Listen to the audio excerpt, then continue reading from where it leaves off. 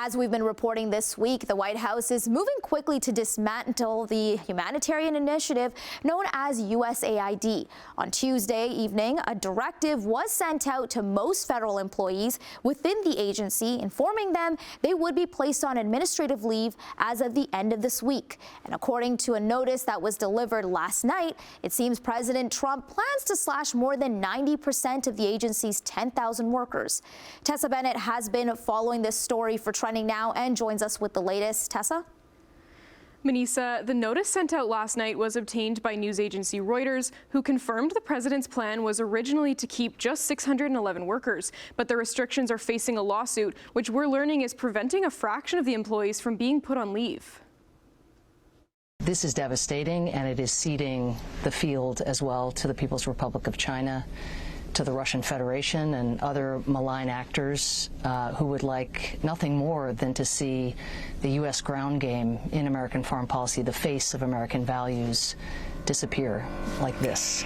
The future of Washington's primary foreign aid cause, the U.S. Agency for International Development, has been cast into doubt as President Trump reportedly plans to place nearly all of its staff on leave as of midnight on Friday. They've been told to return to the U.S. within 30 days.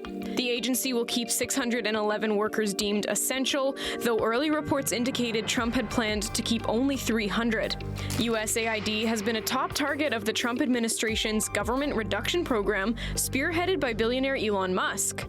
Trump has made it clear he wants the government's overseas spending to align with his America First approach, and the international development sector is bracing for impact. If you look at USAID funding now, for example, most of it goes, either to the Middle East or to Africa, where we have direct interest in making sure those countries are stable and prosperous, not just for their own benefit, but because their stability ensures some stability in U.S. foreign policy. In a post on Truth Social from Friday morning, Trump said USAID's spending was, quote, totally unexplainable, saying the corruption is at levels rarely seen before, close it down. He did not go further into detail about the corruption he mentioned in the post. Per CNN, emails show Musk's associates tried to use a Treasury payment system to stop the flow of money to USAID just days after Trump was inaugurated. Elon is doing a great job. He's finding tremendous fraud and corruption and waste. You see it with the USAID, but you're going to see it even more so with other agencies.